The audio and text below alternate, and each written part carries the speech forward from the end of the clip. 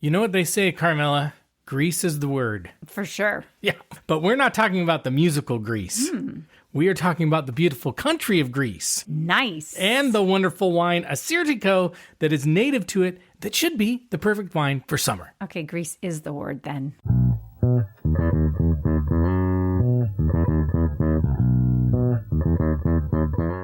Hello and welcome to the Wine Pair Podcast. I'm Joe, your sommelier of reasonably priced wine, and this is my wife and my wine pairing partner in crime, Carmela. Hi there. And we are the Wine Pair. Woo. If you're new to our podcast, here's what you can expect. If you love wine and you want to find great wines at affordable prices, and you want to expand your wine horizons, and you want to have a good time while doing it, then you are in the right place. That's right. Each week we explore a different wine varietal or style or brand or region of the winemaking world, and we learn about what makes them worth knowing about. And then we taste 2 to 3 of those wines that are reasonably priced to let you know if they are worth your hard-earned money. And so if that feels like your vibe, then we're super happy. We are your tribe. That's right. We're super happy to have you here in your tribe. Wow. And we are proud to say that Decanter Magazine calls us fun, irreverent, Chatty. and entertaining. Nice. Okay, Carmela, we've been getting a lot of requests from listeners on episodes they would like us to do, which we love. My goodness, you're keeping us busy, people. I know. We love it. We love it.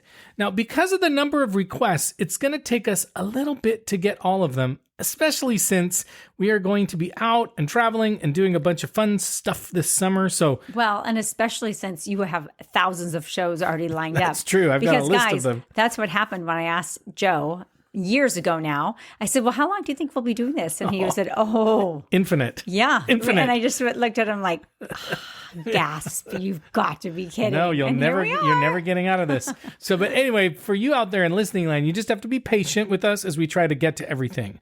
And then as another editorial comment on that kind of note, and maybe a public service announcement too, a PSA, Carmela. Okay. Because we have a trip to Italy coming up, and we have several and we have several trips to Portland, Oregon, coming up in July to see our son in the Oregon Adventure Theater production of A Winter's Tale, where he will be playing the lead role. So you should check it out if you're in the Portland area. And Grammar King, it's The Winter's Tale. I know that's not really a grammatical thing. But you're right. As a former English teacher, I always want to say A Winter's Tale. I always say the, whatever. It's the one thing I know that you don't. I can't get it through my thick skull. No.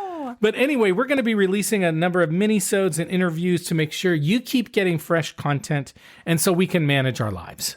Excellent. Right, because that's tricky enough. It's tricky. But let's get back to the wine for this week, because this week we are following a suggestion from East Idaho Foodies, who asked us if we have done episodes on Greek wines. We have. Yeah. Now, we did one about a year ago on Assyrtiko. It looks like Assyrtiko, but it's Assyrtiko. That was episode 129. I'm so glad you do the pronunciation. I know. Well, I just did it wrong and I had to redo it, but that's okay. And we did one about 3 years ago, if you go back into the Wayback Machine in episode 21. I remember. Yeah, we did wines to drink at a Greek restaurant. And we ate Greek food that night. We haven't done that for so long. That was we've eaten Greek food, we haven't eten on the podcast. Because it's a little weird. You get the chewing noises. It's a little funky. He doesn't like editing. You don't like editing those ones. Not when it's... Is it gross you out? A little bit. Your chomping or my chomping? Like which grosses you out? Just chomping in general is kind of grody when you hear them. It's like a little too moist. Are you like, bleh? No, it's a little too moist. It just sounds weird. Ooh, that's a word that a lot of people don't like. That's why I'm telling you. It sounds moist. Okay. Anyway, this week we are back with a wine that people who know about it love, called Assyrtiko, but that we think not enough people know about. But before we get to Assyrtiko, I thought we'd spend a few minutes just covering off on a few other Greek white wines that you may want to check out as well. Now, there's lots of Greek red wines, but we're focusing on Greek white wine, so here's a few for you just to put into your bag of tricks, okay? First, there is Moschofilero, which we actually covered in Wines to Drink at a Greek Restaurant episode. We covered it there. And the wine comes from the Peloponnese, and it's best known from the high-altitude Matinia region. It's an aromatic variety. We've talked about aromatic white wines before, which have high levels of a compound called terpenes, which is what makes things aromatic, makes them smell. It makes what roses have the rosy smell to them. Anyway, this wine actually has a slightly pink skin, which means the wine can sometimes take on a subtle blush if there's some skin contact. It's a little embarrassed. It's a little embarrassed. A little shy. But flavor-wise, I'm ignoring that. But flavor-wise, it's light and crisp and sometimes compared to like a Gewürztraminer or Torrontés. Another great Greek wine is called Malagousia. My goodness. And I hope I'm saying this right. I actually looked up. I did. I looked them up, but if I not, know. Please tell us. I know I'm getting them wrong. Now, that one almost went extinct, which is a story we hear quite often when it comes to European wines. Malagousia was revived in the 1970s by a well-regarded winemaker named Vangelis Gervasillo. And it's an aromatic wine as well, sometimes said to smell like peach or green herbs and citrus. And depending on the way the wine is made, it can be crisp or zesty or rich or textured. As you can guess, probably something to do with whether or not they use oak or not. But it tends to be a wine with low acidity, so it can have a little bit of a bigger or heavier mouthfeel. So that might be one if you like a Chardonnay that you might like a little bit better. Okay. A third Greek white wine that you might find if you travel there is called Roditis. But only if you travel there? Well, it does kind of fly under the radar outside of Greece, even though it's one of the most planted varietals in Greece, but you don't often find it outside of Greece. So to your point, you may not find it if you're outside of Greece. Okay. If people know where you can find it, let us know. So you need to go to Greece. Greece is the word. On the bucket list. It's on the bucket list. Now, for a long time, it was mostly used as basic table wines, but recently winemakers have been treating it more seriously. It's often used in blends, but on its own, it's supposed to be kind of clean, lemony, mineral-driven, perhaps similar to like a Pinot Grigio. Ooh, sounds lovely. And the final Greek white wine to know about is called Savatiano. I think I sing it right. Savatiano. I don't know. It's actually the most planted grape in all of Greece. Wow. Just hard to say. Yeah, I mean, why they make it so complicated? I don't know, but you guys are not hearing the 14,000 times I tried to pronounce it, and I still got it wrong. Now, this is a strange one. It's traditionally used in a wine called Retsina. It's a very traditional style of Greek wine. We talked about it in a previous Greek wine episode, and they add a small amount of pine tree resin or rosin into the juice during fermentation. I have never heard that before. Yes. Have you? Yes, because I just said we covered it before. Oh. Okay, so you can get rid of that. No, that's staying in. No, that's not. No, it's staying in. Hey. Okay, but I kid you not, they put a little bit of rosin in there, or resin, whatever you want to call it. Is that like unusual? Yes. Now, have you ever heard of that before? Never. I've never heard of it before. It can give the wine a taste not so dissimilar to Vicks VapoRub, is what I'm told. Oh, boy. Yeah, but again, this is not a joke, but probably not the wine I would choose, okay? Right, but who are we to judge? We're nobody to judge. And by the way, it's traditional Greek wine, so people may be like, sorry for you guys, you're missing out. It's just like, I mean, I'm going on a whole tangent here, but like ouzo. That is something beloved in like Greek tradition. Do I like it? No, I don't. Similar to Sambuca. True. And you don't like that either. I don't. And what's the other kind? Oh, grappa. No, but those are different. Like grappa doesn't have a licorice flavor. Oh, it doesn't. See, I've never had it. I don't know if I've ever had it. You can't say you don't like it, but you wouldn't like it. I don't think I'd like it. It's like drinking rubbing alcohol. Yeah. And I know because you've had a lot of rubbing alcohol. My mom. And you drank a lot of rubbing alcohol. Well, my mom used a lot of rubbing alcohol growing up. She did. And then what happened is she lost her fingerprints, people. It's true. Don't use too much rubbing alcohol because if you need to get fingerprinted, they may not be able to find your fingerprints. Or if you want to have a career as a criminal, use lots of it. Lots of it. True. Okay, another PSA, right? That's right. Another PSA. But that's it, because we're not talking about those wines. We need to get back to Assyrtiko and learn more about what it is and what makes it special. And we have 2 Assyrtiko wines we're going to taste and review today to see if they're any good and if you should put them on your list. But first, you got to do our shameless plug. That's right. So thanks for listening to us and supporting our show. And if you haven't had the chance to do so yet, now is the perfect time to follow or subscribe to our podcast and leave us a nice rating and review to help us grow listeners. And thank you to all of you who have done that. You can also follow us on Instagram at The Wine Pair Podcast and on Blue Sky. You can contact us on our website, thewinepairpodcast.com. There you can sign up for our email newsletter, which you just missed, but email me and I'll send it to you if you didn't get it. You can also visit our shop wine and shop accessories sections where you can find links to buy the wines we rate as buys in each episode and accessories we think are great choices for wine lovers and gifts and all that kind of stuff.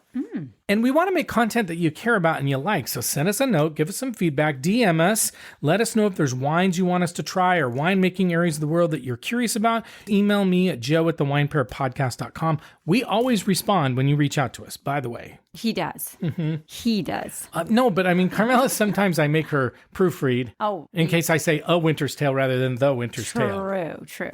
But we do have a few shout outs this week for people who reached out. The East Idaho Foodies on Instagram, who not only inspired this episode, but also recently shared a Torontes wine that they liked with us. Super nice. They always do nice stuff like that. J.M. Kaiser on Blue Sky, who gave us a nice comment about our boxed wine episode. Thank you.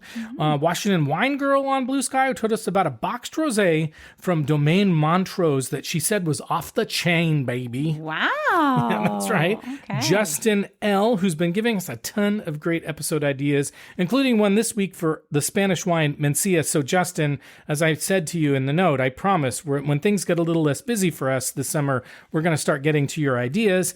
And Tips to Live By on Blue Sky, always kind to us. And she has a connection with Carmela, because she has an obsession with fish tacos and Sauvignon Blanc. Yes, my kind of woman. How did that make you feel? Oh my God, right away, it was like feeling the love. Did you feel heard?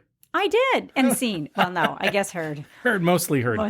And as we do every week, we'll tell you someone we think you should recommend the Wine Pair podcast to. What about Timmy? Oh, Timmy, he didn't reach out this week. Wait. So I know Timmy, okay, sorry, Timmy. He doesn't get a shout out. No. Timmy, no shout out this Poor Timmy. Oh, poor Timmy. We're teasing. We're teasing Timmy. But I just think of you because I know it's important you get shout outs. Yeah. So anyway, so you feel good, but you got to reach out, buddy. Okay, anyway, and trust me, when you hear buddy from one of us, that's not a good thing. Okay, as we do every week, we'll tell you someone we think you should recommend the Wine Pair podcast to, because the best way for us to grow listeners is when you tell your family and friends about us, Timmy. And this week, we want you to recommend us to anyone who is curious about Greek wine and or is headed to Greece sometime this year, because they may need to know this wine. Okay, so our niece is heading to Greece, but she's only 17. You're right. So don't tell her. No, don't we tell her. We don't want to give her any information about wines. And also, by the way, just speaking of Greece, if you're going to go see the musical Grease or the musical Mamma Mia, which our niece was also in, right, then you might want to send along this episode, because they might want to know about Greece. And I've heard that Mamma Mia 3 is coming out. And it's all about Assyrtiko. Okay. Right. Anyway, Carmela, based on that segue, let's find out just what the Assyrtiko is. What do you say? Let's do it. Okay. As would be expected from an indigenous Greek wine, this is an old white wine grape varietal, originally and most famously from the beautiful island of Santorini, where it has been grown and made into wine for thousands and thousands of years. My gosh. Scientists have actually genetically identified Assyrtiko seeds found at an archaeological site dating back to at least 1612 BC. How old were you then? I was 4, and that was a long time ago. Wow. A long time ago. I mean, truly. A long effing time ago. Mm-hmm. Okay, which I will say on an editorial note is one of the reasons why we love doing this podcast and learning about wine, because wine is intertwined with culture and history. It's just part of it, right? I know people talk about whether wine is good for you or not. Every week there's another article about health benefits and whether or not it's okay to drink. But let's face facts, people. Wine is one of the oldest foods produced by humans, and it ain't going anywhere. And it's good for your psyche. And Jesus made a miracle out of it. What else do you want? Oh my gosh. Okay, back to the topic at hand. Did you know, Carmela, that some consider Assyrtiko to be the Greek wine? I put it in capital T-H-E. Wow, you can't see it because I don't give you the show notes. You said it so precisely that I knew that that's what you had done in your notes. Thank you. And I could picture it. I see it in your mind. Yes. And it might be the most iconic and famous of all Greek wines. So that's another reason why we need to know about this wine. Cool. Now, this is something I've never heard about before, Carmela, and it may split your brain. I wrote that down. It may split your brain. But on Santorini, the grapevines are trained to grow in circular shapes low to the ground called koloura. Do they give them treats? Like, how do they train them? I think it's more manual than that. I think they force it into that shape. Okay. Now, some would compare them to baskets, but some of the pictures I saw made me think of like wreaths or even a crown. So that's kind of interesting. Like I never heard of it before. Yes. And by the way, on a really funny side note, when I asked AI to create an image for this episode, because I always have AI create the cover art, it actually came up with a picture that showed the grapevines in that shape. Like it made sense. It looked like it should. Yeah, weird. Okay, now the reason they grow the grapes in this way, do you know why they grow the grapes in this way, the vines? No, but because people like to wear them? That could be part of it. Maybe it is part of a little celebration at the end of the growing season, but that's not what I read. Okay. What I read is that evidently Santorini can get really high winds. That means windy. You're going to say really hot. No, high winds, well, also hot. You're right. So this shape protects the grapes from the wind. Ah. And they also say that the shape helps to collect and retain moisture that's moisture that's blown in from the sea, and this helps them use much less water in the growing process. Nice. I don't think people are bugged by moisture. I think moist. Anyway. Just wait till we chew. We're not going to chew. Okay, Assyrtiko is said to be unique because it can grow in hot and dry climates and maintain its acidity, which is unusual for white wine grapes. And remember, we have talked about this before. Carmela, you may remember this. Oh, no. But probably not. But when most grapes grow in hot weather, they can get overly ripe and be very sugary and lose a lot of their acidity. But not Assyrtiko. Oh, no, wow. not Assyrtiko. Oh, my God. Assyrtiko bucks the trend. So even when Assyrtiko is very ripe, it can maintain a high acidity, making a very crisp wine, which we like. Talented. We like it. It's the circle, the crown, the wreath, acidity. Grapes have like mad skills. No wonder it is so well regarded. Oh, I don't know. The legend of the Assyrtiko. That's right, Assyrtiko. Now, evidently, too, it's grown in volcanic soil in Santorini, and volcanic soil is low in potassium, and low in potassium equals higher acidity because potassium can impact the acidity of a soil. So there you go. Now, in addition to having good acidity, which makes it a good food wine, Assyrtiko is also known for having a lot of minerality. Now, minerality, again, we've talked about this. It's very controversial, but we think it's real. And so you can get some of that like rocky or salty or chalky minerality flavor in that wine. Right. Now, get this, Carmela. Sometimes Assyrtiko is said to be a white wine that behaves like a red wine. Wow. Yeah. And some of it has to do with it's age worthy. So some of the Assyrtikos can be aged. So that's why they say it can act like or behave like a red wine. And while most of the time you will experience Assyrtiko as a still dry white wine, which we like and is what we're drinking today, it's made in different styles, including sparkling, orange wine, and Vinsanto style. Oh, nice. Yeah, so it can be pretty sweet. Yeah, so I knew you knew this, but for some of our listeners who may not know, Vinsanto is a sweet style of wine often made from sun-dried grapes and a technique that creates oxidation for that kind of distinctive grandfather's basement kind of smell and taste. Well, musty. And fun fact, sometimes Italians use Vinsanto instead of Marsala in their tiramisu. I did not know that. I knew Vinsanto. There's like Vinsanto, like in Italy, it's a very famous dessert one, but I did not know that. Yeah, I prefer Marsala, but just a little tidbit there. Interesting. And maybe when we're in Italy, we'll have some Vinsanto. We might. Okay. Now, again, as I said, Assyrtiko is most famously from Santorini, but it is also made in other parts of Greece like Macedonia, Central Greece, and the Peloponnese. And it's also being planted in places like Australia and California and North Carolina. Oh, wow. So you don't even need to go to Greece. No, well, I think it's probably better in Greece, but that's okay. North Carolina is supposed to be beautiful. Good excuse to go to Greece. Yeah, exactly. But what's interesting is those are all warmer climate growing areas. And so some are seeing that this grape and this wine could be really good for areas that are seeing impacts of climate change because it can stand up to heat and still keep its acidity, its sort of style. Right. And while Assyrtiko is a well-respected wine, it's also gaining a better and better reputation and more notoriety over time. It's sometimes compared to a Riesling from Alsace or Germany, as well as unoaked Chardonnay like Chablis. And sometimes it's considered a bit more of a textural white wine and an aromatic white wine because of its body and structure.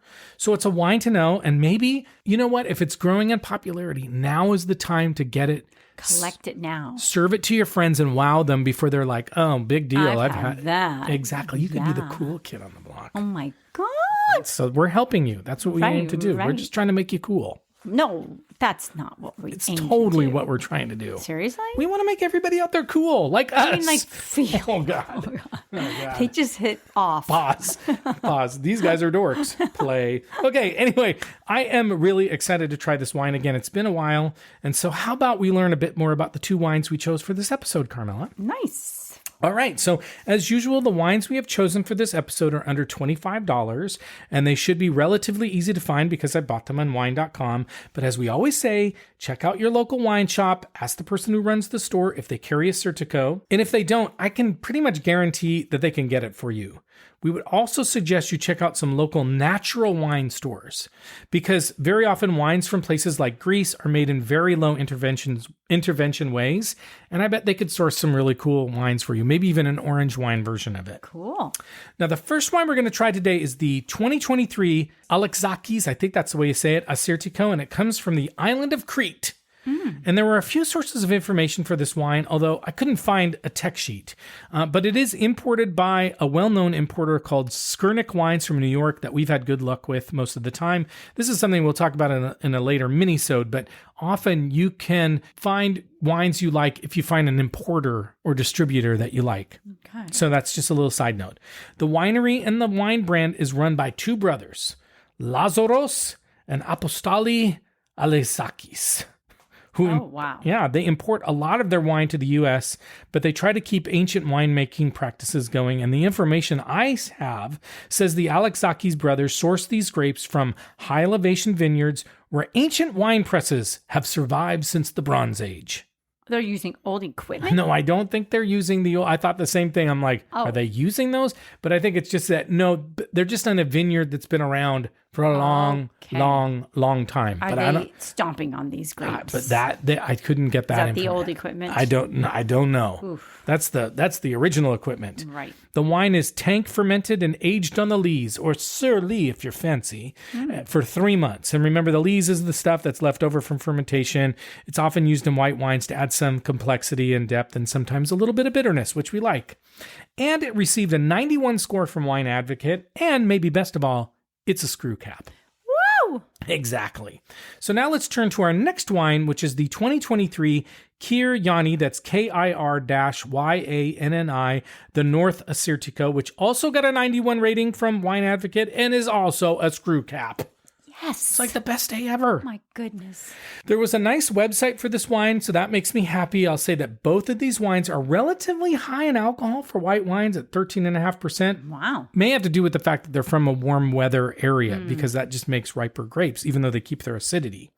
This wine, as you may guess from the name, comes from the northern region of Greece, right near the border of North Macedonia, called Florina.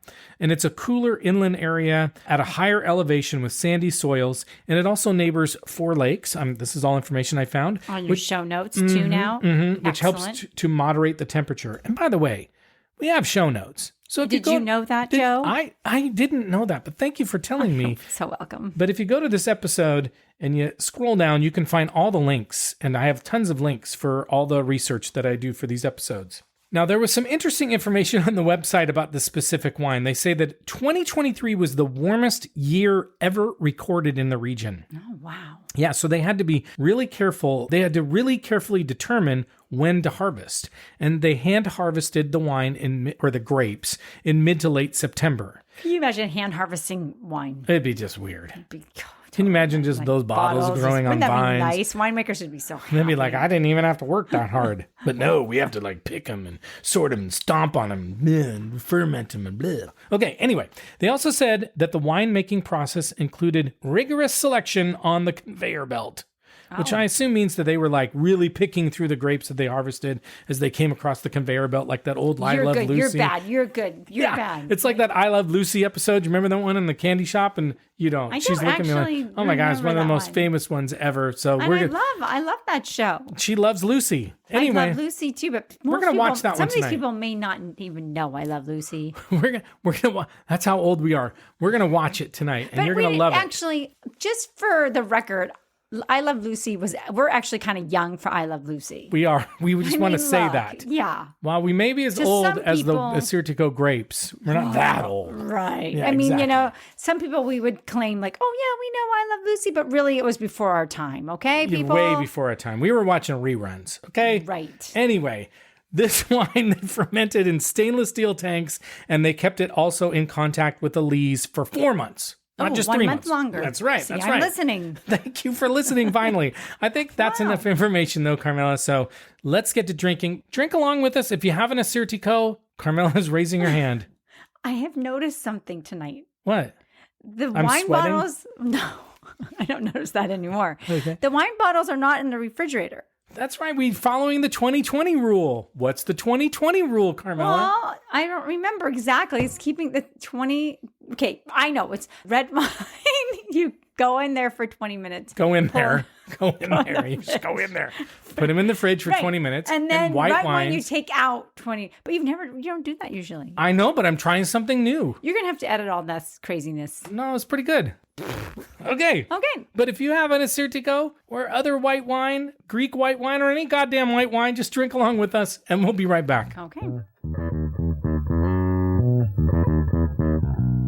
Okay, we're back and we are ready to try our first wine. This is the Alexakis Assyrtiko from Crete in Greece. It was 2023 vintage, $19.97 at wine.com, 13.8% alcohol, 100% Assyrtiko, and Wine Advocate gave it a 91, and Vivino gave it a 3.8. But Carmela, let's talk about the color first. Well, it's kind of straw-like. Mm-hmm. It's not super light and it's not super dark. It's very pretty, I think. It's really pretty in the glass. Yeah, very pretty. Nice color. Yeah, I think it's yellow straw, I think is a good way to describe it. Yeah. Maybe a touch of gold. Almost a little gold. It's very pretty, yeah. Okay, well, let's smell it. Ooh, it's got some funk on it. It's got some complexity. Yeast a little bit of like... I think those are the lees. Maybe. I think you're smelling lees. A little bit of even just like bread. Yeah. You know, it's interesting because we did follow the 2020 rule and pulled it out of the fridge, a little bit actually more than 20 minutes. It's still cold, but I think this helps the smell kind of come out a little bit more. A little stronger. I'm getting some like peach. I was just going to say, I just had a nectarine before this. Does it smell like that? So I'm wondering a little bit. I'm wondering I don't know if that's just sort of on the brain right now, but I'm getting a little bit of peach or nectarine on it too. Yep. But right away, you didn't see me have that and you still smelled it. No, I definitely smell it. Maybe a little bit of apple. You can smell some like citrus and apple in the background. But orange too. Yeah. Mm-hmm. I like orange, but it's strong smell of yeasty or lees or something. Okay, well, let's try it and see what we think. Ooh. Yummy. Mm-hmm. Oh, it's a little bit of bitterness on the end. It does. I like it a lot. I mean, it really is just at the end. It's got some it's kind of like tight bitterness. Like it's aggressive and bitterness. It's kind of, you can get a little bit of that alcohol on it too. A little bit. Feels almost like a cocktail. Like a spirit. Yeah. Mm-hmm. Yeah. Like almost even like a little spritzy. Mm-hmm. That's actually a good call because it does have that bitterness. Like we had spritzes last weekend and you get that bitterness from the Campari or Aperol. Right.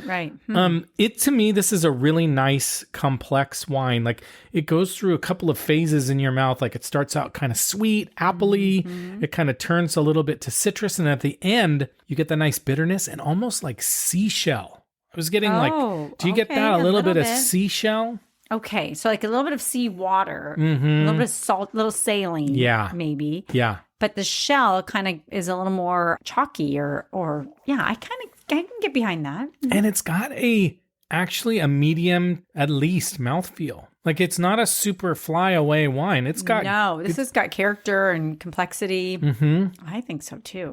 It's actually a little bold for what we would normally drink. I think so too. I think the Chardonnay lover in your life might really like this. I think so because it's not oaky though. I don't think. No, it's not oaky, but it's got body. I mean, it's on the verge of having, I don't think it's oaked, but I think it is on the verge of having almost a little bit of vanilla on it. Yeah, maybe. I think that's coming from the lees though. Mm-hmm. What food would you pair with this wine? I think you could do, I think you could do like I think a spaghetti and clam sauce would Totally. be really, really nice with this. Also, even just like a fillet, like something lightly breaded. I don't know why. Fish fillet, something. But I do think you could do, this is kind of almost a little bit fancy of a wine. I could see having a nice plate of fish too, just like a whitefish, a halibut, even something like a mahi-mahi that's got a little bit of texture and meatiness to it. What do you think? I'm with you on those. I actually think it's a pretty versatile wine. I keep thinking chicken. In fact, I keep thinking like fried chicken or baked stuffed chicken, like something a little bit like with a little bit more oomph to it. It could really hold up because it's got a lot going on. What about spicy food? Totally. Yeah. Like a Indian food, a curry, a tikka masala. It would be great. Yeah. Definitely. I think this would be a really good.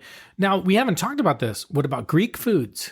Well, for sure. Hummus? Yes. Greek salad? And falafel would be good. A little bit of that crunchy. Ooh. I mean, really good. Falafel's delicious too. I think this could really hold up to some spicy food too. A little feta or feta cheese? What do you say? What do you say? I say you feta. I say feta. You do say feta. I don't know. I think that's how you say it, but I don't know. I don't know either, but Correct me, people. I say feta. Okay, good for you. But don't you think this would be really nice with the, Mediterranean, Middle Eastern kind of food? Some souvlaki on a little gyro. Oh, gosh.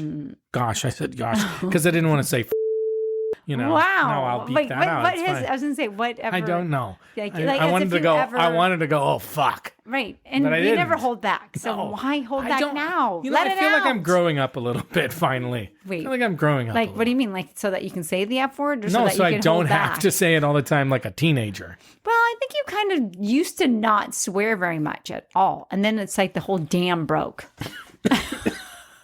You said damn. No, but not that kind of dam. Okay, well, let's rate this wine. As a reminder on our rating scale, we rate on a scale of 1 to 10. Over? Yeah, go ahead.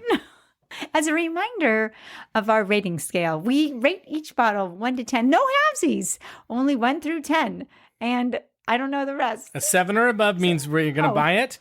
4 below means we're going to pour it down the sink. We've only done this 173 times. Well, you didn't let me finish. You're right. And in the middle there means you would not buy it. You wouldn't throw it down the sink. What score would that be? You'll drink it. 5 or 6. There you go. So, Carmela, what rating would you give this wine? I'm going to give it a 7. Okay. What are you going to give it, Joe? I think I'm going to give it an 8. Okay. It's kind of a cool wine. I mean, I agree. It's not maybe the typical white wine that we would choose, but I kind of think it's cool. It's fun. It's kind of exciting, and it's. I think this is a white wine for a red wine. Maybe this is just in my head because we read about it, but for a red wine lover because it's got some body to it. Do you think if your eyes were closed, you might mistaken it for a red wine? No, I do not think that neither. at all. Yeah. Okay, we're gonna take a break, and we are gonna try our second wine. Okay. Okay, we're back and we're ready to try our second wine. This is the Kir-Yanni The North Assyrtiko. It's from Florina, Greece. Also 2023 vintage, $21.97 at wine.com, 13.5% alcohol, 100% Assyrtiko. And Wine Advocate also gave it a 91 and Vivino also gave it a 3.8. But what do you think about the color? You said this right off the bat. It's much lighter. To me, it's almost like champagne colored, like a non-sparkling champagne, like a still champagne. It's kind of goldeny, but it's light. It's much lighter. Yeah. Almost a little bronzy, but like a light bronze. It doesn't have as much yellow in it. No. It's pretty though. Beige. It's kind of beige. Tan. Yeah. Okay, well, what are you smelling? A little different. Yeah, a little different for sure. Still getting like peach or pineapple. Not as yeasty though. It's got a little bit. It's got a little sweeter. Yeah, a little sweeter. What else are you getting? Citrus. Like what kind? Like orange or lemon, lime? Almost like a clementine. Oh, a little more concentrated then. It's definitely got a little lime on it, but it's like maybe apricot. If it's gonna have a stone fruit, maybe a little apricot on it. It's got a little pineapple. It's got a little tropical fruit. There's a little sweet edge to this one, a little bit sweeter. The other one just hits you with the yeast. Totally. This one's not as much. Yeah, the more I smell this, the more I'm getting like pineapple juice. Should we try it? Yeah. Ooh, that's pretty sweet. It is pretty sweet. It reminds me a little. Go ahead. It reminds me a little bit of a Sauvignon Blanc. A little bit. And it does have the pineapple on it for sure. I'm not getting that bitterness. Mm-mm. It's a little less like punch you in the face white wine. It's a little less big than the last one for sure. It has mouthfeel. And I am getting stone. Like I'm getting like licking a rock on it. Mm-hmm. But it doesn't have the same kind of like very chalky oyster shell kind of taste that the first one had. It's got a little pineapple juice. Like, those little cups of juice or cups of pineapples you might get that have the syrup in it has a little hint of that. I think so, for sure. That's what I was smelling. But definitely some citrus. Not pithy either. Almost like lemon juice, like lemonade. Do you think there's a little lemonade on it? Almost more, maybe more lime for me than lemon, but I'm getting that, those citrus fruits. Mm-hmm. I almost wonder if I'm getting a little melon. Like a little like underripe honeydew. Okay. Mm-hmm. Mm-hmm. You know what I'm getting at? Yeah, I can get behind that for sure. Or maybe a little bit of like cantaloupe. There's some melony on it. Something melony. Mm-hmm. Well, what food would you pair with this one? I actually feel, and I was saying it more with the other one, but this one I think you could do definitely like a delicate fish. The other one I was saying you needed kind of a mahi-mahi, something that's kind of bigger for a breaded, fish. Yeah. Yeah, this one you could do a nice flaky fish with this. Yeah, I think little lemon, capers. Yeah, to me this is more of a fish wine. I agree. I think it's more of a shellfish or seafood wine. Ooh, mm-hmm. You could definitely do like chicken and white meat with it, but it's just not as robust as the first wine, as Alexakis. Right. The other one, you needed something to stand up to that wine. 100%. And this is a little bit, you could definitely do all those same kind of things, but I think it would serve better with something a little lighter. Now, what about Greek food? For sure. This to me is like Greek salad all day, baby, with those olives and just a little saltiness. Yeah, saltiness from the Kalamata olives would be really good. You know what I heard today too? That nobody makes a whole fish better than the Greeks. Really? Yeah.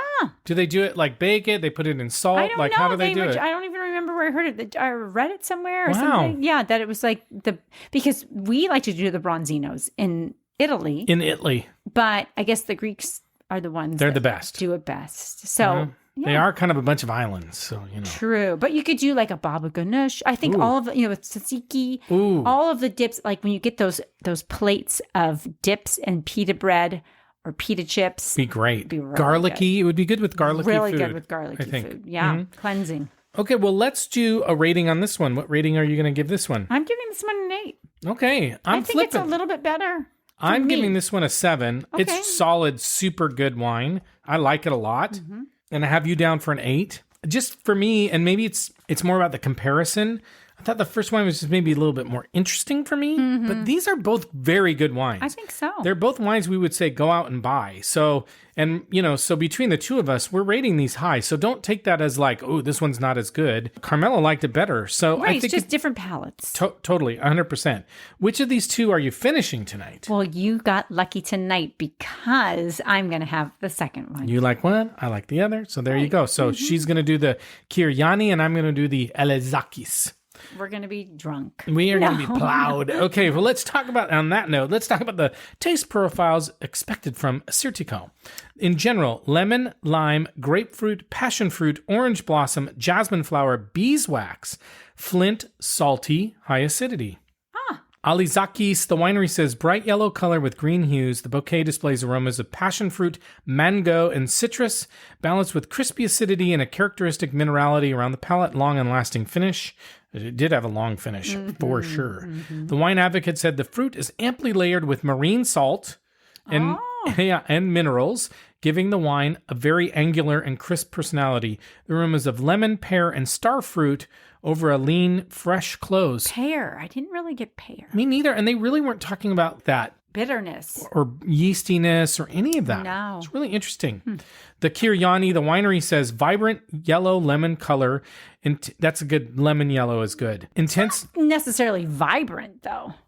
Oh, you're very I think it's vibrant in the glass. I think it's very pretty. Okay, I'm just being a little judgy tonight. Judgy.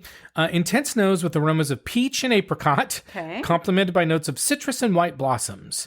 The mouth is crisp and zesty, balancing acidity and delicate mineral notes in the background. Pleasant, lingering finish. Wine Advocate says, fresh lines and crispy, citrusy flavors. Beyond those hints of lemon peel and sweet peach are pretty mineral notes that recall crushed oyster shell. I got that more in the first one. I love the mineral brightness of this easy drinking wine. It's funny, people weren't getting like pineapple. We were getting a lot of pineapple. On that second one, a lot of pineapple. But we did get the peach and the apricot. Yeah, but no melon. No melon. No. Whatever. Hey, okay. What's the verdict? What do you think the verdict is on Assyrtiko? I'm saying let's go to Greece. That's the verdict. A, done. Like, when are we going to Greece?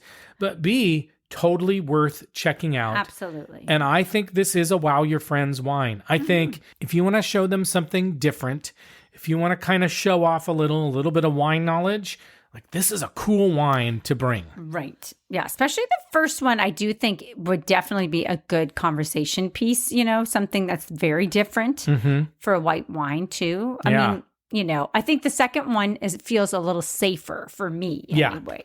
Yeah, the second one would be one that you would bring and you'd say, taste this wine. What do you think it is? And people go, oh, is it a Sauvignon Blanc? Oh, is it that? And then you go, no, it's an Assyrtiko. And they go, oh my gosh, I didn't know that. The first one, the Alexakis, is when you'd say, taste this wine and let me know what you think. And they go, wow, what is this? Right. Maybe more of a Chardonnay lover kind of wine. But we love it. Like, Greece is the word, Carmela. Greece is the word. All right. Well, it's time for us to go. But before we do, we want to thank you very much for listening to us. And if you haven't done so yet, now would be the perfect time to follow or subscribe to our podcast and also leave us a nice rating review. That's an awesome way and a free way to support us and help us grow listeners. We also love to hear from you. Tell us a wine you want us to try or review. You can leave a message for us on our website, thewinepairpodcast.com. You can join our email newsletter there. And if you missed our latest, again, email me. I'll send it to you. And you can always reach out to us at joe@thewinepairpodcast.com. And we always respond. But with that, we're going to sign off.